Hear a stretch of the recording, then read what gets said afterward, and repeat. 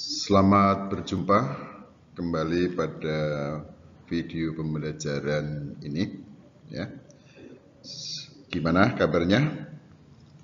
Saya harap para siswa ya dalam keadaan sehat dan tidak ada sesuatu apapun ya. Kepada para siswa semua ya.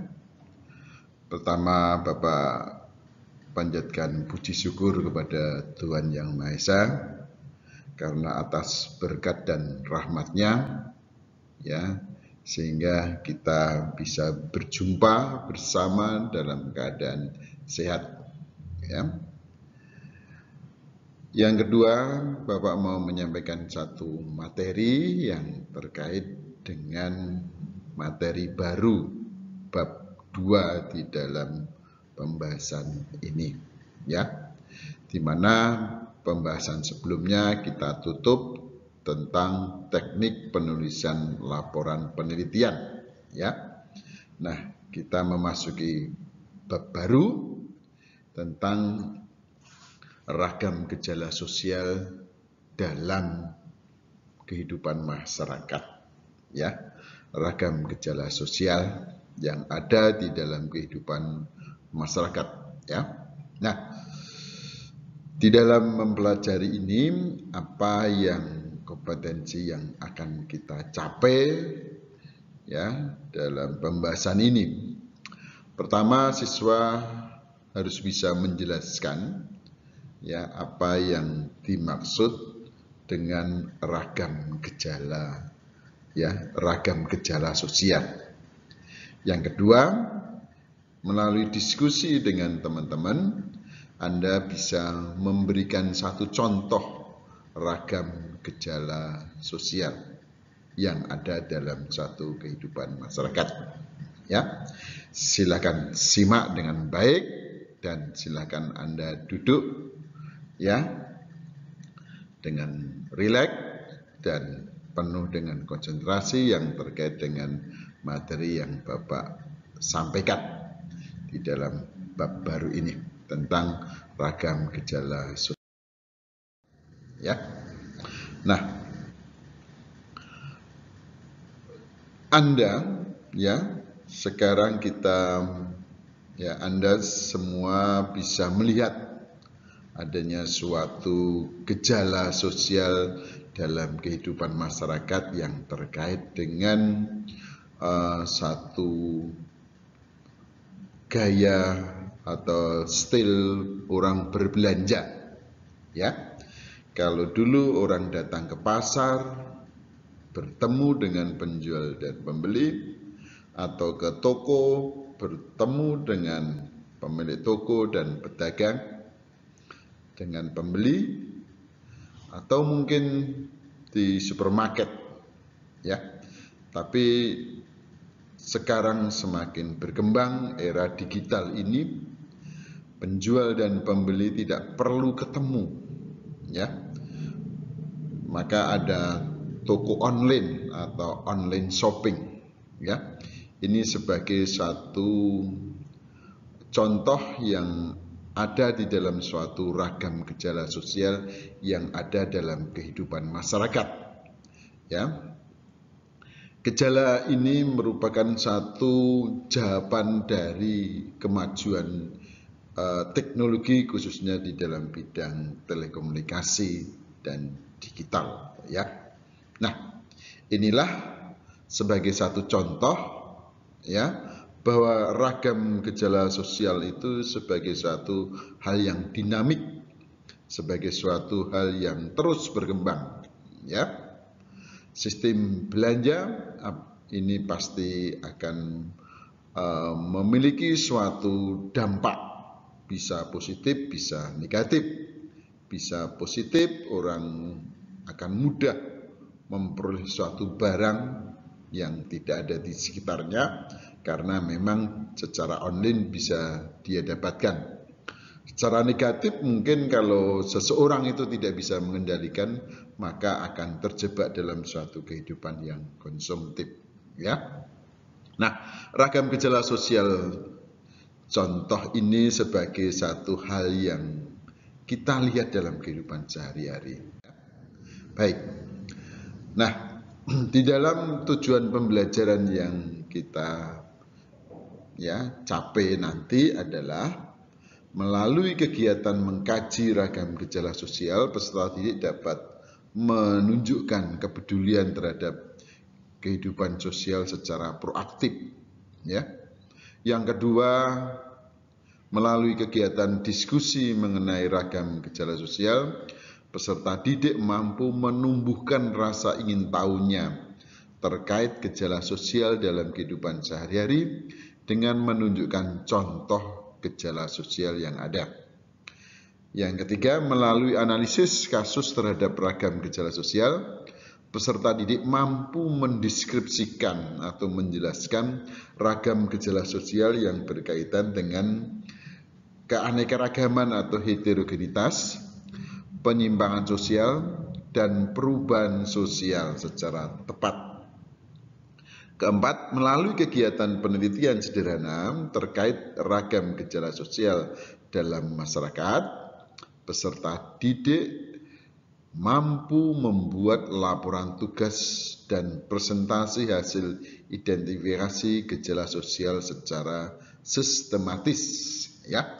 Nah, di dalam materi ragam gejala sosial ini kita bagi menjadi 3 sub-bahasan. Jadi di dalam pembahasan ragam gejala sosial ini dibagi menjadi 3 sub-bahasan. Pertama adalah gejala sosial berkaitan dengan heterogenitas. Yang kedua adalah gejala sosial yang berkaitan dengan penyimpangan sosial. Dan yang C atau ketiga, gejala sosial berkaitan dengan perubahan sosial. Nah, ini nanti akan kita bahas mulai dari A, yaitu gejala sosial yang berkaitan dengan heterogenitas. Nah, di dalam gejala sosial yang berkaitan dengan heterogenitas seperti yang Bapak sampaikan tadi, bahwa gejala sosial ini berkaitan dengan keanekaragaman yang ada di dalam masyarakat, atau di dalam suatu masyarakat itu memiliki kelompok-kelompok yang berbeda. Nah, mengapa dikatakan sebagai suatu gejala sosial? Karena di dalam suatu kelompok masyarakat itu memiliki suatu tindakan-tindakan yang mengarah kepada suatu dinamika, aktivitas-aktivitas yang mengarah kepada suatu dinamika, atau mengarah pada suatu perkembangan. Nah, gejala sosial berkaitan dengan heterogenitas. Yang pertama, stratifikasi sosial. Stratifikasi sosial dari etimologi atau asal usul kata, dari kata stratum. Stratum adalah tingkatan. Stratifikasi sosial adalah tingkatan-tingkatan yang ada di dalam kehidupan masyarakat. Yang kedua adalah diferensiasi. Diferensiasi ini adalah suatu pengelompokan masyarakat yang didasarkan atas perbedaan-perbedaan yang dimiliki atau didasarkan pada ciri-ciri yang dimiliki. Nanti lebih jelas akan kita bahas lebih mendetail. Yang ketiga, gejala sosial yang berkaitan dengan kearifan lokal masyarakat Indonesia. Seperti kita ketahui, bangsa Indonesia itu memiliki keanekaragaman budaya yang sangat besar. Dan masing-masing suku bangsa itu memiliki kearifan yang satu dengan yang lain berbeda-beda, ya. Mereka melaksanakan kearifan lokal berdasarkan sesuatu yang dimiliki di dalam masyarakat tersebut, ya. Baik, kita bahas stratifikasi sosial. Stratifikasi tadi sudah Bapak sampaikan berasal dari kata stratum. Stratum itu artinya tingkatan-tingkatan yang ada di dalam masyarakat, ya. Nah, menurut Anda apa yang dimaksud dengan stratifikasi? Ya. Stratifikasi sosial adalah merupakan pembedaan antar individu atau kelompok yang menunjukkan adanya penggolongan secara bertingkat atau secara vertikal. Jadi seperti yang Bapak maksudkan tadi, stratum itu tingkatan. Stratifikasi sosial itu berarti tingkatan-tingkatan yang ada di dalam masyarakat, ya. Nah, itu konsep pemahaman kita tentang stratifikasi sosial. Dasar-dasar pembentukan terjadinya stratifikasi sosial antara lain, ya, kita menurut Bernard, ya, ada 6 dasar pembentukan stratifikasi sosial, ya. Satu, berdasarkan jabatan atau pekerjaan, ya. Jadi tingkatan yang ada di dalam masyarakat berdasarkan jabatan atau pekerjaan. Misalnya di dalam suatu perusahaan, ada direktur umum, ada direktur keuangan, ada direktur operasional, ada direktur mekanik, ada direktur produksi, ada manajer, ada kepala bagian, dan sampai yang terbawah adalah karyawan atau guru. Nah, ini sudah menunjukkan suatu jabatan atau pekerjaan yang ada di dalam suatu lingkup perusahaan. Tapi tidak hanya suatu perusahaan saja, di dalam kehidupan masyarakat ada beberapa jabatan-jabatan yang nanti Anda temui dan beberapa jenis-jenis pekerjaan yang Anda jumpai dalam kehidupan masyarakat, di mana pekerjaan atau jabatan itu tersusun secara hierarki. Maka ini dikatakan sebagai tingkatan-tingkatan dalam kehidupan masyarakat berdasarkan jabatan atau pekerjaan. Yang kedua adalah berdasarkan wewenang dan kekuasaan. Ya, wewenang dan kekuasaan. Saya masih concern pada contoh dalam satu perusahaan tadi. Antara kepala bagian dengan manajer, jelas kekuasaan dan wewenang lebih tinggi manajer. Karena kepala bagian itu adalah orang-orang yang membantu manajer. Ya, begitu pula manajer dengan direksi atau direktur, jelas wewenang dan kekuasaannya lebih tinggi direktur. Karena ya, manajer itu membantu direktur di dalam melaksanakan program-program yang sudah ditentukan yang menjadi tujuan dari suatu perusahaan. Begitu pula kalau di sekolahan antara guru dengan kepala sekolah, jelas wewenang dan kekuasaan lebih tinggi kepala sekolah, ya. Begitu pula kepala sekolah dengan ketua yayasan. Nah, ini hierarkinya seperti itu, ya. Yang paling bawah adalah hierarki wewenang siswa, ya. Kemudian ada guru, karyawan, dan sebagainya, ya. Yang ketiga adalah pendapatan atau kekayaan, ya. Jadi ini tingkatan yang ada di dalam masyarakat berdasarkan harta atau kekayaan yang dimiliki atau pendapatan, ya. Jadi kalau ini dibedakan jadi 3, ada lower class, ada middle class, ada upper class, kelas atas, kelas menengah, kelas bawah. Kekayaannya yang paling sedikit kelas bawah atau golongan kelompok masyarakat miskin. Yang memiliki kekayaan sedang adalah golongan masyarakat menengah dan orang yang memiliki banyak harta atau kekayaannya banyak, maka dia akan masuk ke dalam upper class, ya.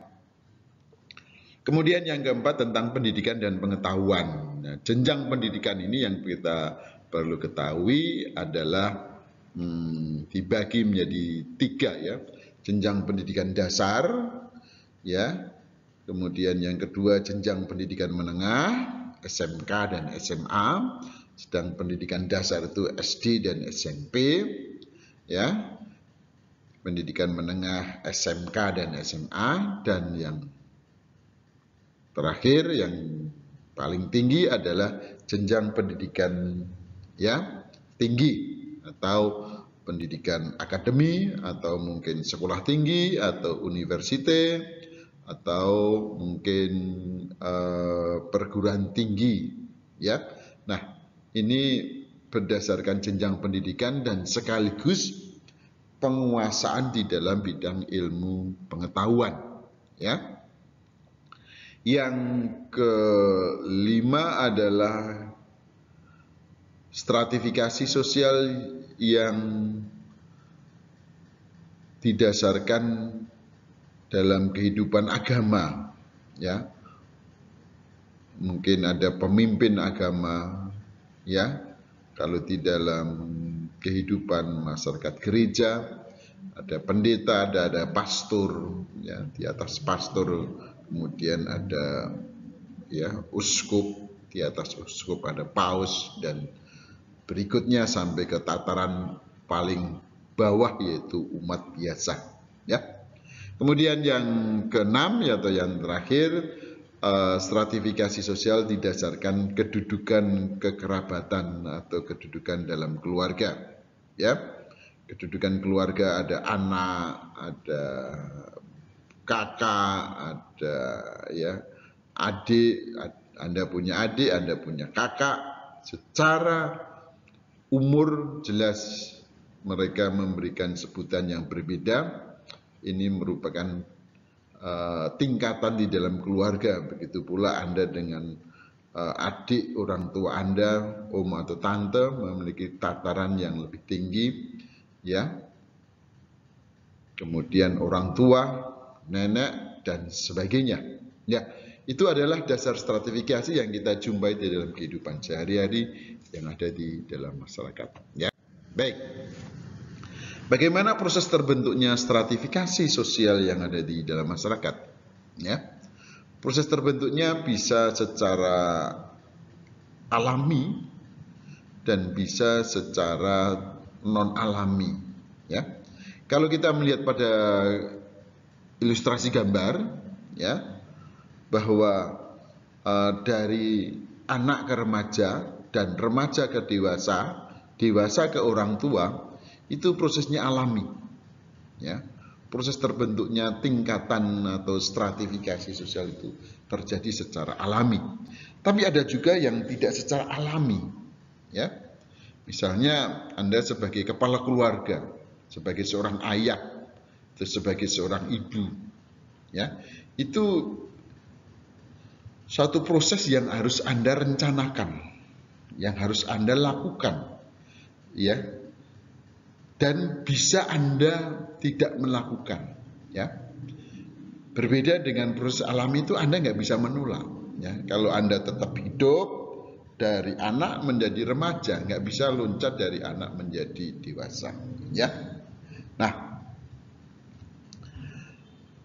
dari ilustrasi gambar kita bisa membedakan mana prosesnya yang alami dan prosesnya yang tidak alami atau secara sengaja, ya.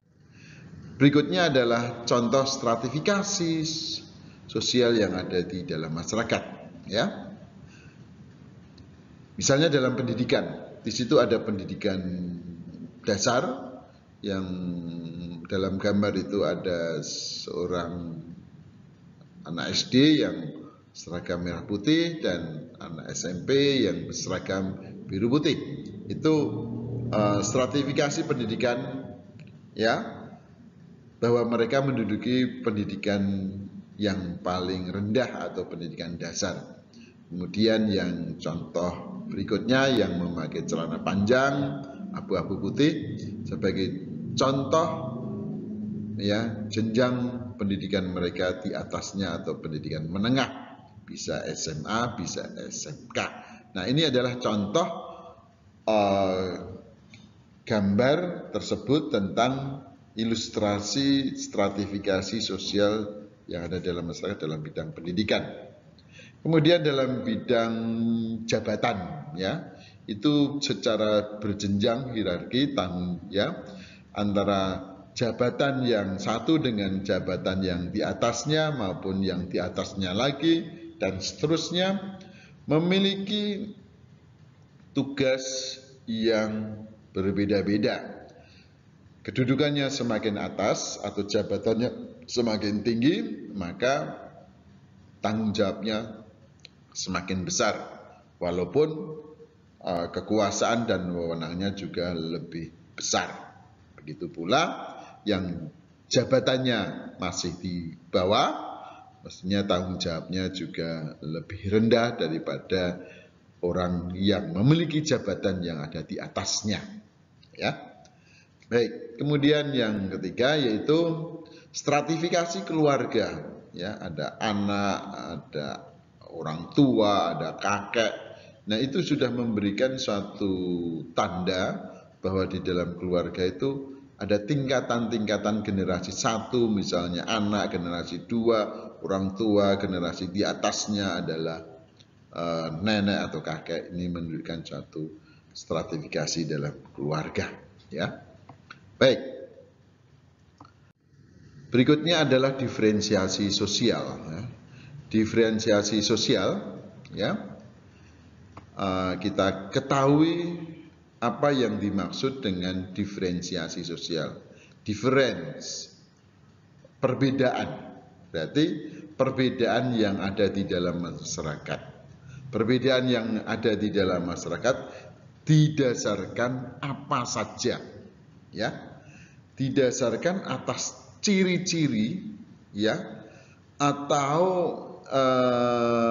ciri-ciri atau identitas yang ada, yang jelas bukan menunjukkan adanya tingkatan secara vertikal. Ya, jadi perbedaan ciri atau perbedaan identitas bukan menunjukkan tingkatan, karena kalau menunjukkan tingkatan itu sudah merupakan pemahaman tentang stratifikasi sosial, ya. Jadi diferensiasi sosial ini sebagai suatu pengelompokan masyarakat yang didasarkan atas ciri-ciri tertentu atau bentuk-bentuk tertentu, identitas tertentu dan sebagainya. Nah, di sini Bapak akan menunjukkan ragam identitas, ya. Misalnya di sini yang pekerjaan, ya, pekerjaan, ya, pekerjaan. Ragam identitas yang Bapak berikan ini kebetulan memiliki, ya, pengelompokan sosial yang memiliki ciri-ciri tertentu. Misalnya pekerjaan antara petani dengan pedagang, ya, itu memiliki ciri-ciri yang tidak sama, ya. Pedagang dengan mekanik juga tidak sama, ya. Mekanik dengan nelayan juga berbeda. Jadi diferensiasi sosial dalam bidang pekerjaan, di bidang pertanian, ya, di bidang kelautan, di bidang industri, itu semua pekerjaan, ya, ya. Jadi di sini masing-masing memiliki ciri yang tidak sama antara satu dengan yang lain dan tidak bisa dimasukkan ke jenjang tinggi rendah, karena ini merupakan ciri-ciri tertentu, ya. Diferensi pekerjaan itu ya petani, pedagang, nelayan, buruh dan sebagainya, ya. Begitu pula keragaman atau perbedaan didasarkan atas etnis atau suku bangsa, antara suku bangsa satu dengan suku bangsa yang lain, ya. Kebetulan di Indonesia sangat banyak etnis atau suku, ya. Misalnya di Sumatera saja, ya, ada suku Aceh, ya, ada suku Gayo, kemudian ada suku Minang, ada suku Batak, ya, dan sebagainya. Itu semua, ya, masing-masing suku memiliki ciri-ciri yang tidak sama dengan suku bangsa yang lain. Artinya setiap suku memiliki ciri-ciri tertentu, ya. Misalnya dalam seni bentuk bangunan rumah antara suku yang satu dengan suku yang lain tidak sama. Persenjataan yang dimiliki antara suku satu dengan suku yang lain tidak sama. Kemudian yang keempat adalah agama, ya. Pengelompokan masyarakat berdasarkan agama yang dimiliki, artinya di Indonesia mengakui hanya ada 6 agama, ya. Islam, Protestan, Katolik, ya, Hindu, Buddha, Konghucu. Setiap agama memiliki ciri-ciri tertentu, ya, yang antara satu dengan yang lain tidak sama, ya.